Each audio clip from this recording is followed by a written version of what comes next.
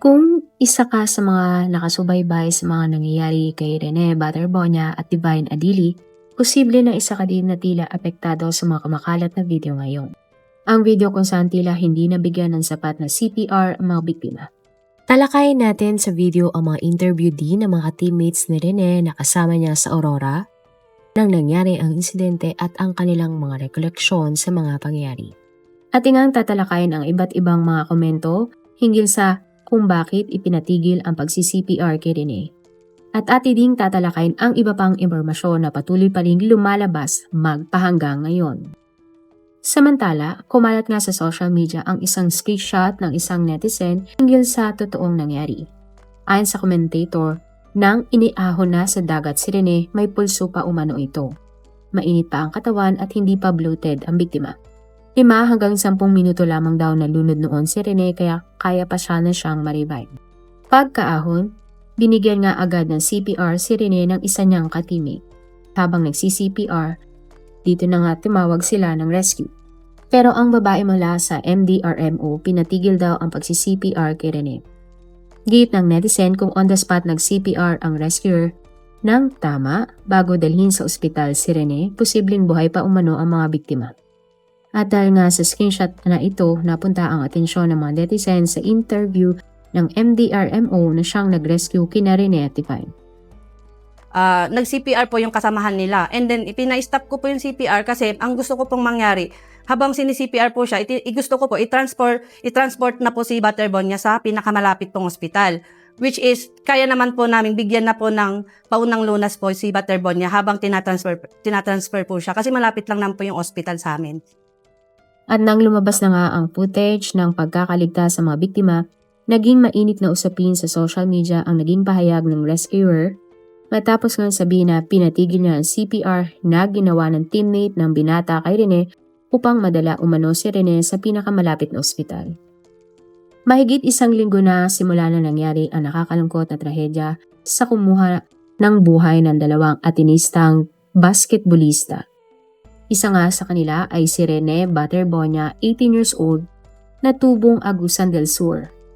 Si Rene ay pangalawa sa 7 magkakapatid at nagmula nga sa isang payak na pamilya. Ang kanyang ina na si Rovelyn ay nagtitinda ng isda sa palengke, habang ang kanyang tatay naman na si Buboy ay isang tricycle driver. Nasa edad 13 anyos noon si Rene nang una niyang subukang maglaro ng basketball. Mula noon, nahasa na nga ang galing at potensyal ng binata na namana niya sa kanyang tatay na nagbabasketball din. Ang sitwasyon ng buhay ng pamilya Rene ang nagtulak sa binata na pag-usayan ang kanyang pagbabasketball dahil tingin niya ito lamang ang paraan para maiahon sa hirap ang kanyang buong pamilya. Mula sa paliga sa mga barangay, nakarating nga si Rene sa Brunei dahil sa paglalaro ng basketball dahil siya ay naging representative ng Pilipinas. At dahil dito, nauwi pa nga nila ang gold medal. Sumikat ang binata matapos pangunahan ang Davao Region Eagles sa kanilang kauna-unahang Secondary Boys Basketball Championship title noong palarong pambansa na ginanap sa Ilocos, kung saan nanalo nga si Rene ng Most Valuable Player o MVP Award.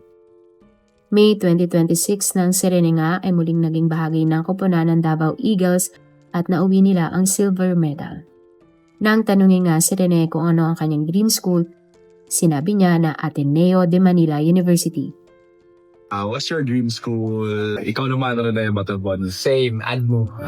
At tila dininig naman ng langit ang pangarap ni Rene nang siya ay kuning bilang student athlete ng Ateneo de Manila. June 4, 2026, masayang bumiyahe nga mula Mindanao papuntang Maynila si Rene. Sa isang madamdaming video, niyakap nga ni Rene ang kanyang ina na si Rovelyn bago siya sumakay ng eroplano pa Maynila. Bitbit ng binata ang mataas na pangarap na maiahon ang kanyang pamilya sa paglalaro ng basketball. Nangako nga ang binata sa kanyang ina na bibigyan niya ng magandang buhay ang kanyang pamilya, subalit hindi nga inakala ni Rovelyn na yun na pala ang huling beses na mayayakap niya ang kanyang anak. Naibahagi pa nga ni Rovelyn sa isang interview na sinabi nga ni Rovelyn sa kanya na pagdating ng Hunyo ay mababago na ang kanilang buhay. Pinag-usapan kasi namin yan is pagdating daw ng June, hindi na ako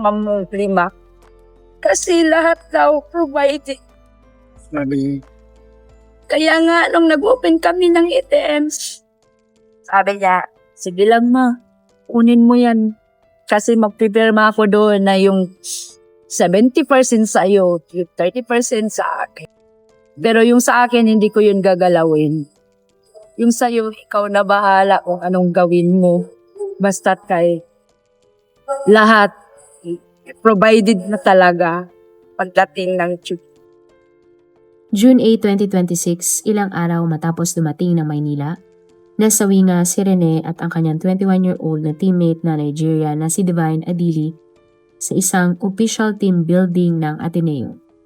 Naganap nga ang trahedya sa isang beach sa resort sa Aurora Province. Ayon nga sa mga pulis, aksidente ang nangyari dahil napunta sa delikadong rip current ang dalawang basketballista. Ang rip current nga isang napakalakas, mabilis at makitid na daloy ng tubig na humihila o sumisipsip pabalik sa malalim na bahagi ng dagat. Ito ay lubhang mapanganib at isa nga sa mga pangunahing sanhi na pagkalunod sa mga beach o dalampasigan. Tulad nga ni Rene, si Divine ay breadwinner din ng kanyang pamilya. Incoming second-year college ng Ateneo de Manila at nakapaglaro na siya sa UAP ng Season 88 kung saan marami siyang pinahanga sa kanyang galing. Mula Nigeria, nakipagsapalaran si Divine sa Pilipinas para sa kanya ring pangarap na maging isang sikat na basketball player at may ahon din sa hirap ang kanyang pamilya. At sa huli, siya ay nasawi pero ni isa sa kanyang mga pamilya ay wala ngang nakarating sa Pilipinas para siya ay samahan sa kanyang lamay. Pero ang ikinakagalit nga ng ilang mga netizens, bakit tila hindi nabigyan ng agarang first aid ang mga biktima, lalo na nang lumabas ang kuha ng mga video nang sila ay nililigtas. Kung magbabasa ka nga ngayon sa social media, hindi maitago ng mga netizens ang kanilang pagkainis o pagkadismaya hinggil sa team leader ng MDRMO ng Dipakulaw na si Angel. Ay mismo sa kanyang salaysay, naiahon na si Rene sa dalampasigan at nagsagawa ng CPR ang kapwa niya player. Subalit bigla daw niya itong pinahinto dahil ang gusto niyang mangyari habang sini-CPR si Rene ay itinatakbo na ito sa ospital.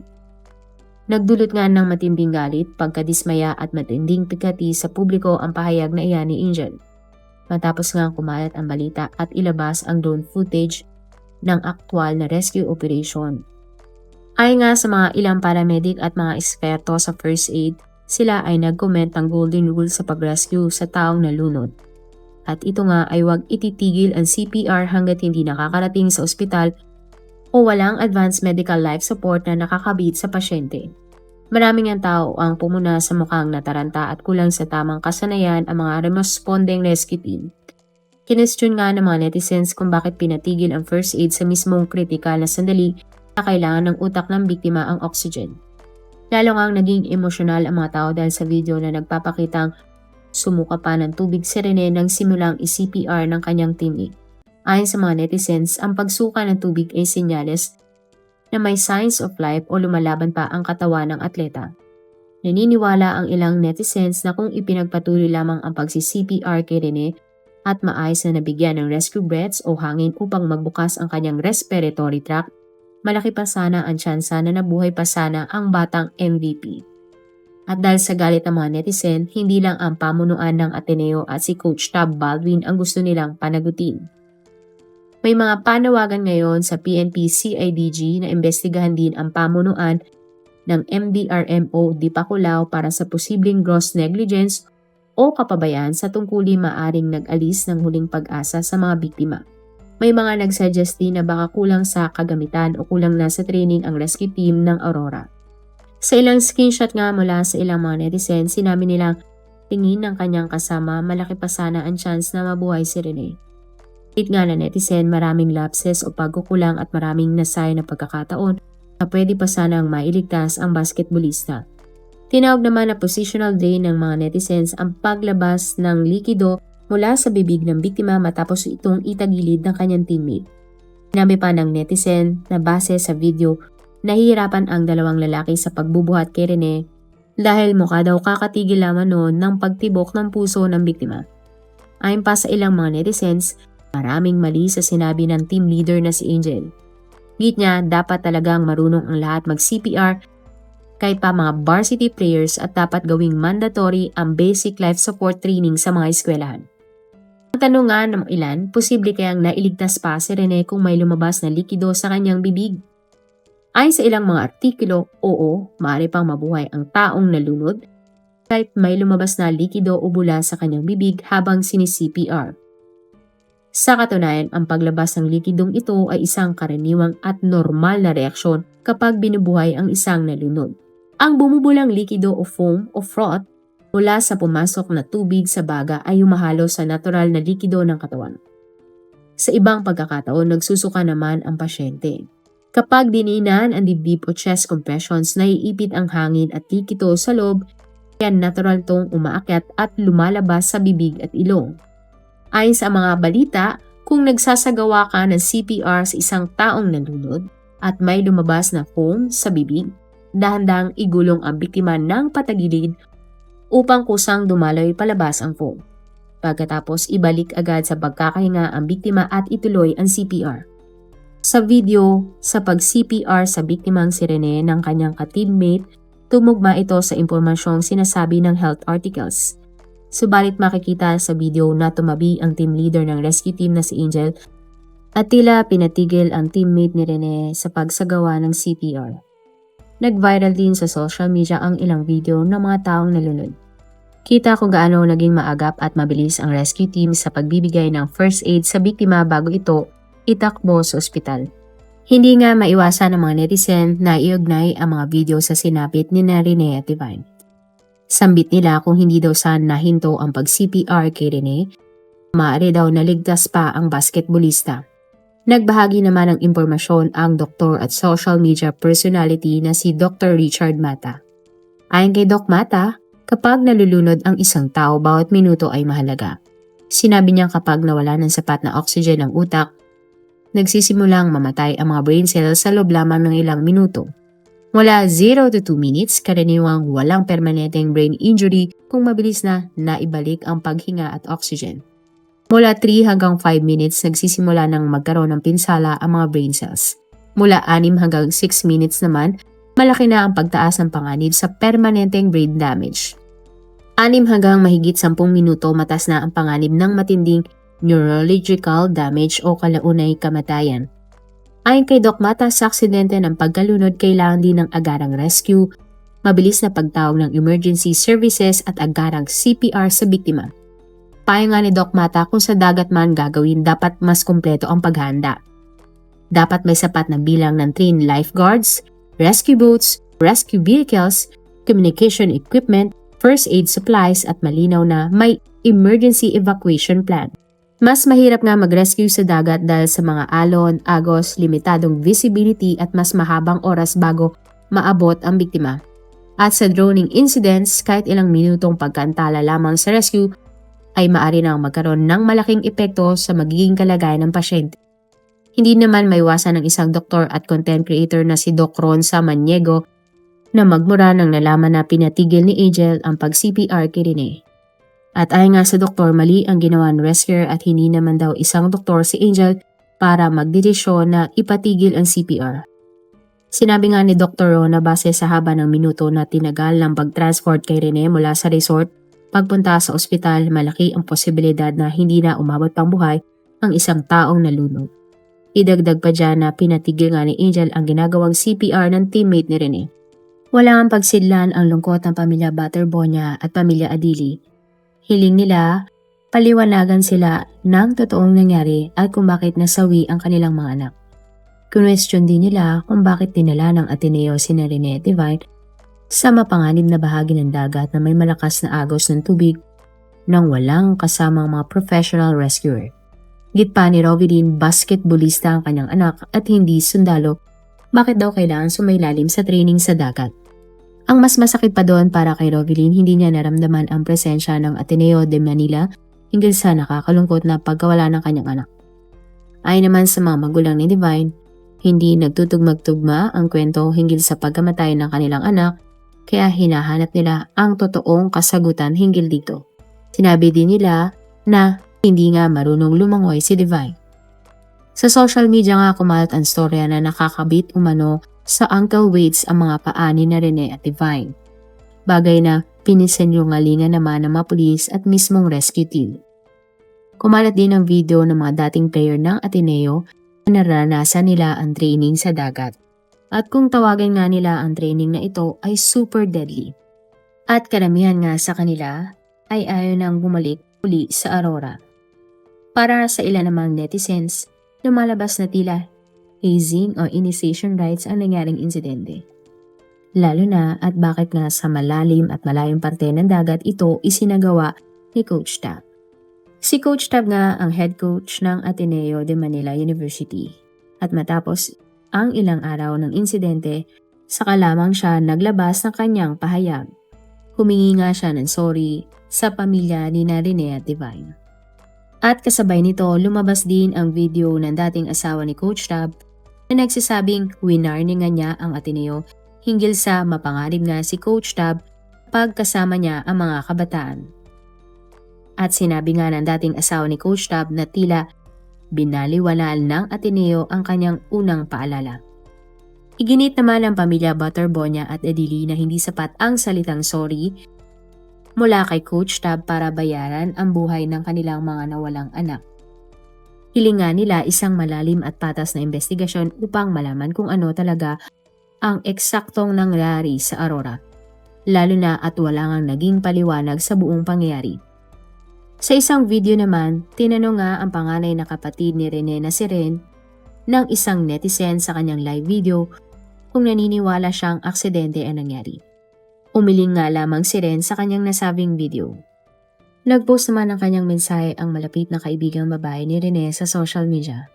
Ayon nga kay Bri, seatmate sila ni Rene sa likod ng classroom at ito ang naging simula ng kanilang pagkakaibigan. Nakwento nga ni Bri na madalas makatulog sa klase si Rene pero gentleman umano ang binata dahil bitbit ni Rene ang bag ni Bri kapag sila ay nagsasabay. Magpartner din pala noon sa prom si na Rene at Bri.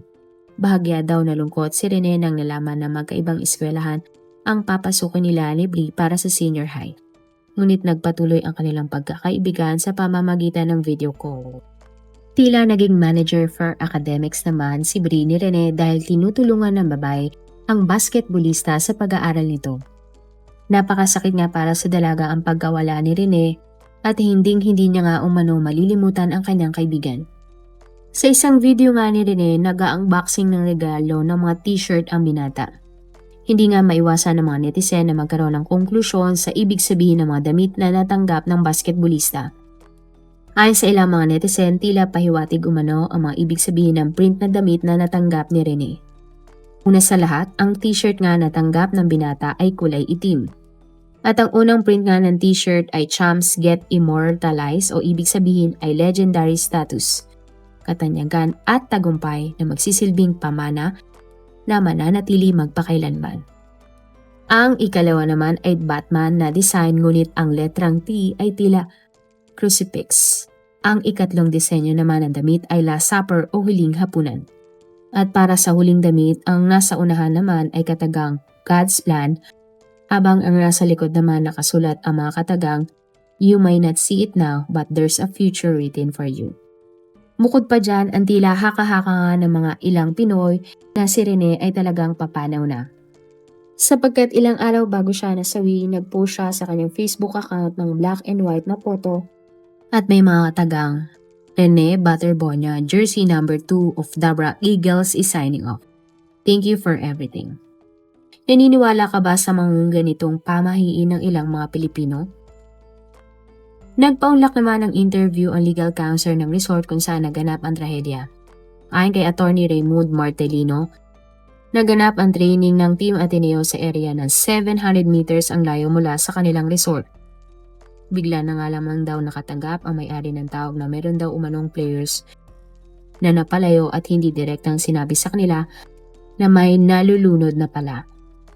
Agad na kumuha ng surfboard ang isa sa mga may-ari at tumakbo papunta kung nasaan ang buong team. Lumangoy nga ang may-ari upang tumulong sa paghahanap kina Rene at Divine. Dinatnan din ng may-ari ang kanyang lifeguard na nasa tubig habang hinahanap pa din ang dalawang basketballista. Ayon sa abogado, napunta ang mga players sa iba't ibang parte ng dagat nang sila ay napunta sa Rip Curl. Binalaan din daw ng management ng resort ang kupunan ng Ateneo na huwag lumayo. Sinabihan din nila na gawin lamang ang kanilang mga activities sa mababaw na bahagi ng tubig at sa mismong tapat ng resort dahil sa mapanganib nga na rip current. Subalit pinili nga ng Ateneo na lumayo upang hindi umano sila maistorbo. June 15 ng gabi nang sinabi naman ng CIDG na ang kaso ni Rene at Divine ay hindi na tinitingnan bilang ordinaryong aksidente ng pagkalunod. Ito ay opisyal ng iniimbestigahan sa ilalim ng Anti-Hazing Act of 2018 at posibleng kaso ng homicide. Ayon sa batas, sakop ng anti-hazing law ang anumang samahan o organisasyong nagtatakda ng mga requirements para sa pagpapanatili o pagpasok ng bagong miyembro. Tinitingnan na nila ang anggulo na kung ang nangyaring activity na team building ay lumabag sa anti-hazing law. Kinumpirma din nila na mayroon silang tinututukang 7 person of interest sa kasong ito. At ayon nga sa latest na balita, June 7 nang umalis ang 22 basketball players at 7 coaching staff papuntang Aurora Lula ng isang bus. Nakaupo sa pinakalikurang bahagi ng bus ang 2 nasawing players na sina Rene at Divine. At bago nga mag alas 4 ng hapon, dumating sila sa resort at nagkaroon sila ng calisthenics activities buong araw. Kinabukasan June 8 bandang alas 2 ng hapon, inutusan ang buong team na magpunta sa dagat. Sila ay pinalakad 300 metro mula sa resort. At ito na ang huling beses silang nakita ng guard at lifeguard ng resort bago ang insidente. Ayon sa PNP CIDG, aalamin kung sino ang nagbigay ng CPR kay Rene. Nagtataka din sila bakit nung una sa tapat lamang ng resort nagtitraining ang mga players ng Ateneo, pero nang hapon ay bigla na lamang silang lumipat malayo sa resort. Lalo na at alam umano ng pamunuan ng Ateneo na delikado na sa malayong parte ng resort. Bukod dyan, posibleng naapektuhan nga ang current ng tubig dahil nga sa nangyaring malakas na lindol ng araw ng linggo. Sinabi pa ng CIDG na hindi pa pala formal na naka-enroll sa Ateneo si Rene, ngunit giniit ng mga pulis na hindi ibig sabihin nito ay ligtas na ang university sa kanilang pananagutan dahil tinanggap nila si Rene at nananatili pa ito sa kanilang dormitoryo ng ilang araw. Matapos magbitaw ng tungkulin, si dating Coach Tab ay hindi na ito sumipot sa unang patawag ng CIDG. Ayon sa mga balita, wala daw sa tamang kondisyon si Coach Tab na umaten sa patawag ng CIDG dahil sa lagay ng kalusugan nito. Ayon nga sa CIDG, sasailalim pa rin sa subpina si Coach Tab, ang namumuno sa Ateneo na si Father Bobby at ang 4 na opisyal ng SPART na sponsor ng kupunan. Ayon sa mga balita, ang Ateneo Blue Eagles ay autonomous at independent na pinapatakbo ng isang foundation. Sinabi din ng balita na ang program planning at funding ng kupunan ay hawak ng isang foundation, ang Smart Communication. June 16 ng umaga nang namataan sa headquarters ng CIDG sa Camp Crame ang ilang dating manlalaro ng Ateneo Blue Eagles na magsisilbing resource person sa investigasyon kasama ang kanilang mga abogado. Sa isang podcast, nagbigay ng kanilang pahayag ang teammates ni Rene at sina Kiefer Alas at Sam Reyes. Ayon sa 2 manlalaro, bago ang training, nagkaroon sila ng meeting kasama si Coach Tab kung saan sinabi nga sa mga players ang tungkol sa rip current at paano makakaalis doon. Ipinaliwanag sa kanila ni Coach Tab kung paano lalangoy patayo hanggang makarating sa pampang. Binalaan din daw sila ni Coach Tab sa hindi pantay na buhangin sa dagat. Mariing nilinaw ni Sam at Kiefer na ang naganap sa Aurora ay isang opisyal na team building activity para sa paghahanda sa kanilang training at hindi ito isang uri ng hazing o initiation rites. Naglalakad sila patungo sa pampang na ang tubig ay nasa taas ng hita. Ito ay bilang parte ng training at normal umano ang tubig noon. Pero nagulat na lamang sila nang biglang tumaas ang alon na mas malaki pa kina Sam at Kiefer. Ayon sa kanila, hindi agad nila naramdamang hinihila na sila ng rip current ng unang alon, tila nagkakatuwaan pa sila. Matapos ang unang alon, tumaas na daw ang tubig hanggang sa dibdib ni na Kiefer at Sam. Sa pangalawa at pangatlong alon nila na-realize na nasa panganib na sila nang sumigaw na at humingi ng saklolo ang kasamahang si Kyle. At narinig na din nila ang sigaw ng kanilang ibang teammate na napunta sa iba't ibang parte ng dagat.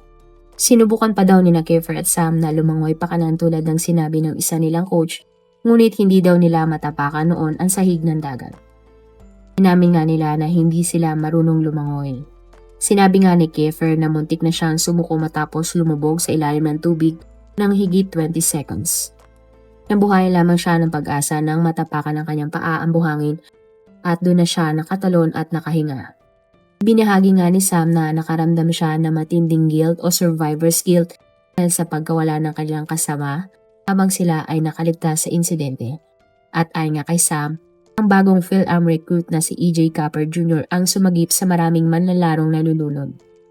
Kapag napapagod daw si EJ, aahon lang ito saglit sa pangpang para magpahinga.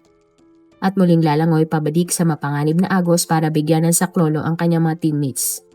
Dagdag pa ni Sam, binuhat at sinubukan ni EJ na dalhin sa pangpang ang walang malay na si Divine. Subalit nahirapan siya dahil sa tindi ng agos at sa bigat ng kanyang kakampi.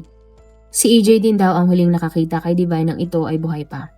Matatandaan na si EJ Capihe ang unang manglalaro ng Ateneo na nagpunta sa PNP CIDG upang magbigay ng kanyang salaysay hinggil sa pagkamatay ni Rene Divine.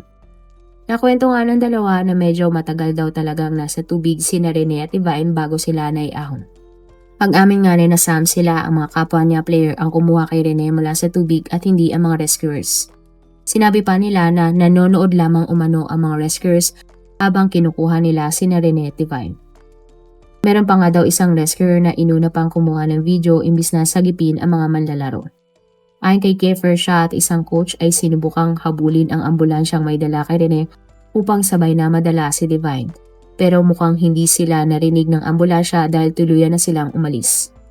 At pagbalik nga ni Kiefer, nakita niya na marami na ang kanyang teammate ang may dala-dala kay Divine. Inamin nila na tila natulala lang siya at nakatayo lamang ng oras na iyon dahil hindi pa din niya maintindihan ang mga nangyari. At isang Sir Jeric ang sinasabi ni na Kiefer at Sam na nagsagawa ng CPR kay Rene. Subalit pinatigil ito ng rescuer para ilagay na si Rene sa stretcher at dalhin sa ospital. At ayon nga kay Sam, narinig daw niya mula sa kanyang mga teammate na may pulso pa noon si Divine habang ito ay nasa beach. Sinabi nga ng dalawang manlalaro na labis silang nasasaktan sa pangbabatikos, mga maling akusasyon, death threats at paninisi sa mga tao sa kanila sa social media. Para nga kay Sam, tila dalawang pagkamatay ang kanilang naranasan. Una, ang pagkawala ng kanilang teammate at ngayon naman ay binabatikos pa sila ng pagkamatay ni Rene at Divine. Git nga ni Sam, ibinibintang sa kanila ng mga tao ang pagkawala ng dalawa nilang teammate. Nakakaramdam din daw si Sam ng guilt dahil katabi niya noon si Rene, kasama niya sa kwarto at nanginginayang siya na baka meron pa siyang nagawa para iligtas ang kanyang teammate. Ayon pa sa dalawa, Dawn controller ang hawak ni Coach Tab na kumakalat na larawan at hindi ankle weights. Sa isang post nga ng stepdaughter ni Coach Tab, sinasabi niya na ang kaisa-isang ebidensya umano sa nangyaring insidente ay nasa kami mismo ni Coach Tab. Pinunod lamang umano ni Coach Tab na nasa ilalim dapat ng kanyang responsibilidad ang mga bata habang paulit-ulit niya itong inilalagay sa panganib. Samantalang siya ay nasa tabing dagat at nagpapatakbo ng drone. Nasaan umano ang buong video ng footage na ito, sino ang kumuha at sino ang nagkumpiska nito, at kailan ito nangyari. Ano ang ginagawa niya upang pigilan ang mga estudyante na bumalik sa mapaghanib na agos ng dagat. Nami nga ni Sam na sinabihan sila ng mga coach na huwag sabihin kahit kanino ang tungkol sa nangyari dahil ang gustong mangyari ng pamunuan ng Ateneo ay sabihan ang pamilya ni Rene at Divine. Pinasinungalingan din ng dalawa na mayroong gag order na nagsasabing hindi sila pwedeng magsalita hinggil sa insidente. Pag-amin nga ng dalawa, hindi agad nila natanggap ang pagkamatay ni Rene at Divine kaya hindi agad sila nakapagbigay ng kanilang salaysay. June 15, 2026 nang nangyari ang isang official na press conference ng Ateneo de Manila University. Ito ay pinanganahan nga ng presidente ng university na si Father Roberto Yap. Ayon kay Father Yap, nakikidalamhati sila sa pamilya ni Rene at Divine. Humihingi din ang pari ng paumanhin sa pamilya at sa buong komunidad hinggil sa trahedyang nangyari. Sinabi pa ni Father Yap na ang Ateneo ay hindi umiiwas sa anumang pananagutan. Ibinahagi ni Father Yap ang kanilang Board of Trustee ay bumuo ng isang fact-finding body na binubuo ng mga external, highly competent, legal at technical experts upang maimbestigahan ang nangyari. Taasan din niyan sinabi na may kawani o kinatawan mula sa Ateneo na kumausap sa pamilya ni Rene sa mismong gabi na nangyari ang trahedya ng June 8. Ayon pa sa kanya, nag-alok silang sagutin ang pamasahe sa eroplano ng pamilya ni Rene mula Agusan patungong Maynila upang makasama agad ang atleta. Subalit pinili ng pamilya ang opsyon na may kasamang ambulansya na inalalayan din ng local government unit. Muling nag-alok ang Ateneo ng buong tulong at suporta sa mga pamilya ni na Adili at Butterbonia. Sinabi din niya na tinanggap nila ang resignation ni na head coach Tab Baldwin at team manager nito na si Epok Kimpo. Sa uli, sinabi pa ng university na wala pa silang desisyon kung maglalaro sila sa UAAP Season 89 dahil hinihintay pa nila ang desisyon ng UAAP. Pero sa kabila ng mga pahayag ni Father Yap, naging maingay nga sa social media ang tila hindi pagtulong ng buo ng Ateneo sa pamilya ni Divine. Lalo na at hindi umano tinulungan ng university ang pamilya ni Divine para man lang makapiling ang kanilang yumaong anak dito sa Pilipinas. Pero giit naman ni Father Yap, ginagawan nga nila ito ng aksyon. Kinausap nga din ni Father Yap ang pamilya ni Rene nang dumating ito sa Maynila at isa nga siya sa mga unang kumausap sa pamilya. At June 15, 2026 nang lumabas na ang funeral convoy mula sa Ateneo de Davao University upang simulan ang mahabang biyahe patungong Agusan del Sur. Habang nasa Ateneo de Davao University nga ang labi ni Rene, maraming mga tao nga ang nakisimpatya sa pamilya ni Rene at kasama na nga dito ang ilang mga teammates ng binata. Kasama nga sa mga hindi makapaniwala sa nangyari ay ang tila best friend ni Rene na si Maki. Siya ang madalas na kasama sa laro ni Rene at tila nga sila ang teammate tuwing sila ay nasa court. Magpapasahan ng bola at siguradong masushoot nga ito ni Rene dahil pinasahan siya ng bola ni Maki.